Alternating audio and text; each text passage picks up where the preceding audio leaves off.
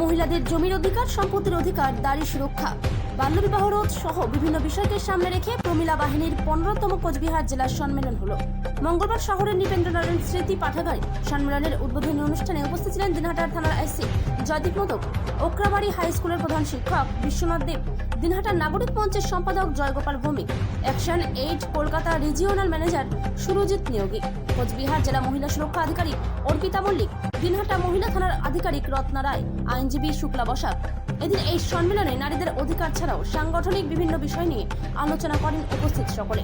সংগঠনের অন্যতম নেতৃত্ব সাজিদা পারভিন জানিয়েছেন, নারীদের জাগরণ, ঊর্ধ্ব সীমায় উত্তরণ, নির্যাতনের দিশেহারা, উঠে দাঁড়াও মহিলারা, এই স্লোগানকে সামনে রেখে সম্মেলন হয়। সম্মেলনে ফতেমা বিবিকে সভানেত্রী ও শুক্লা বর্মনকে সম্পাদিকা করে নতুন জেলা কমিটি গঠিত হয়। বাহিনীর জেলা সম্মেলন হলো 15তম জেলা সম্মেলন। আজকে নৃপেন্দ্রনারায়ণ পাঠাগারে দুপুর 12টা থেকে অনুষ্ঠানটি শুরু হয়েছে।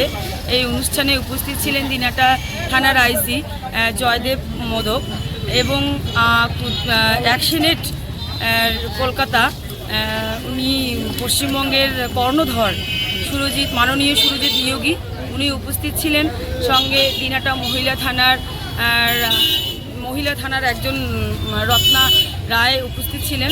সঙ্গে কুচবিহার জেলার মহিলা সুরক্ষা আধিকারিক মাননীয় শ্রীমতী অর্পিতা মল্লিক মহাশয় ছিলেন। সঙ্গে সমাজসেবী মাননীয় বিশ্বনাথ দেব মহাশয়, ওকরাবাড়ি আলাবকর স্কুলের প্রধান শিক্ষক মহাশয় ছিলেন এবং নাগরিক মঞ্চের জয়গোপাল ভৌমিক মহাশয় ছিলেন এবং আমাদের দিনহাটা বার অ্যাসোসিয়েশন, এখানে মহিলা অ্যাডভোকেট শুক্লা বসাক মাননীয়, উনি উপস্থিত ছিলেন এবং সঙ্গে উপস্থিত ছিলেন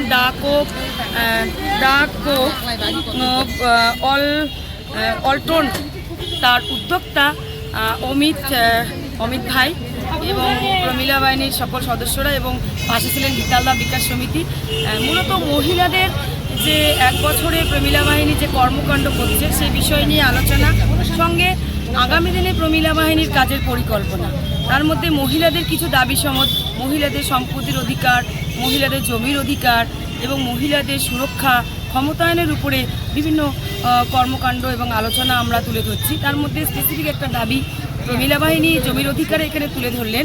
মহিলাদের নামে যে সম্পত্তি হওয়া দরকার, যেটা আমরা সারা ভারতবর্ষে দেখে আসছি যে মহিলাদের নামে সেরকমভাবে সম্পত্তি নেই, সেই জায়গায় প্রমিলা বাহিনী দাবি রাখছে আজকে কনভেনশনের মাধ্যমে যে মহিলাদের নামে যখন রেজিস্ট্রেশন করা হয় সেই রেজিস্ট্রেশন ফিটা যদি সরকার বিনামূল্য করে তো প্রচুর মহিলাদের নামে সম্পত্তি হবে।